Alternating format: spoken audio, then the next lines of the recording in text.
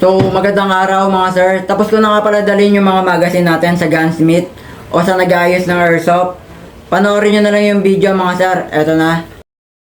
Inuna na nga pala dito ang gawin is yung Glock 19 tan color. Easy ang brand ah.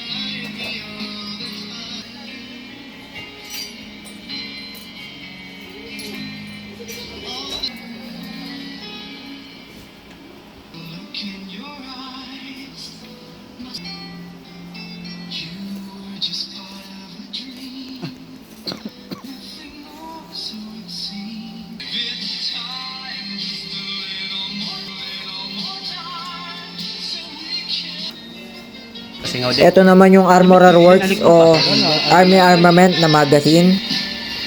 Pero ibang brand yan eh. Yun nga yung sinabi ko rin eh. Armorer Works. Natanggal mo to? Tanong mo kung meron siya netong ano. Ang goma lang ako nagyan.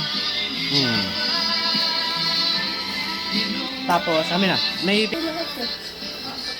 Yan, basag yung maglit.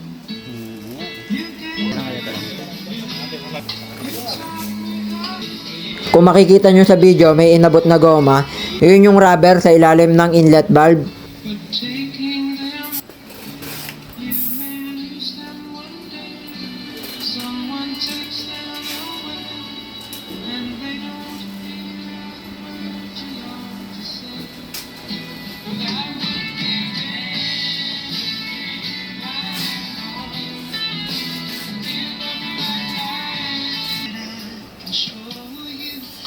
Sabi, hindi nyo na magagawa.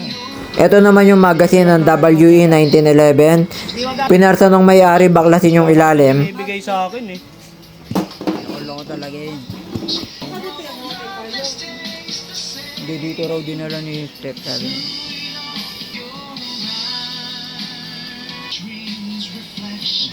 Eh sabi, papagawa raw. Ko na lang ah. Ha? Text, dinikitan ko na lang para ano.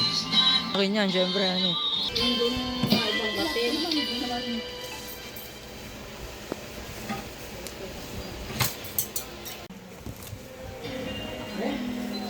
Ito na pala yung maglip para sa Glock 18. Then, binila na rin ng rubber na wala nga kasi nung may-ari yung pinaka-rubber din.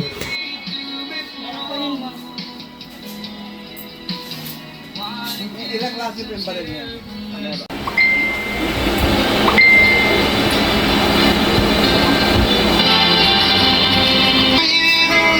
Nakatanggal na ako dati ng ganyan.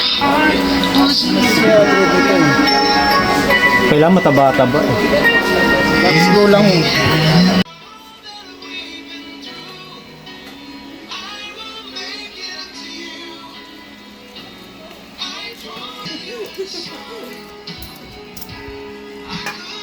Ito sabi ni Carlo, pwede ito gagawin. Thanks. Ito yung luma. Tingnan mo kung may singaw eh.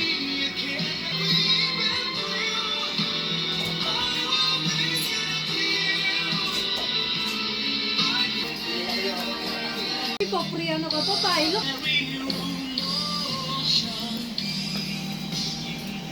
Pasok naman, okay na yung maglip.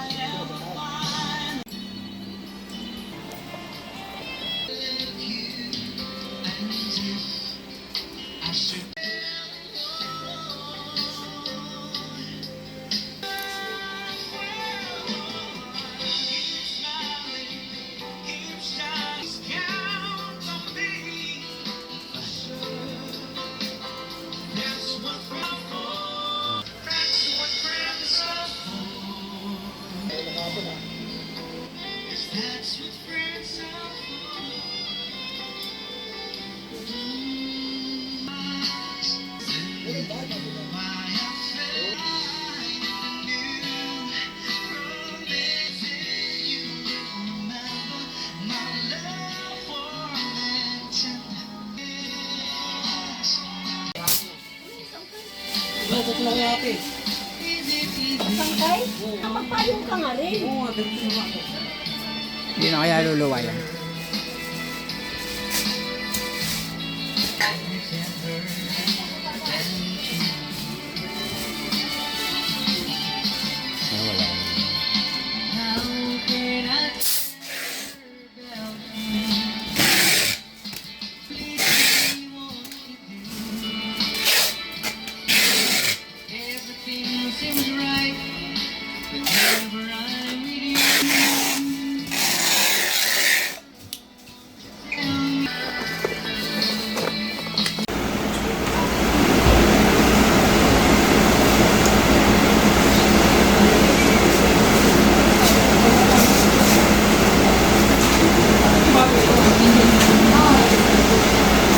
Pag ganun, baklasin mo lang, tapos tanggal, ano mo lang, dukitan mo man. Ito lang.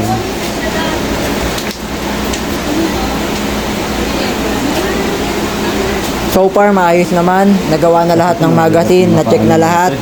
Yung singaw. So, i-claim na lang. Yung iba, ipapadala ko. Yung isa, taga Leyte. Then, yung isa naman, taga Imo. Hihintayin ko lang siya pumunta sa bahay. Iba na nga yung nabili ko eh. Yung magazine na ano.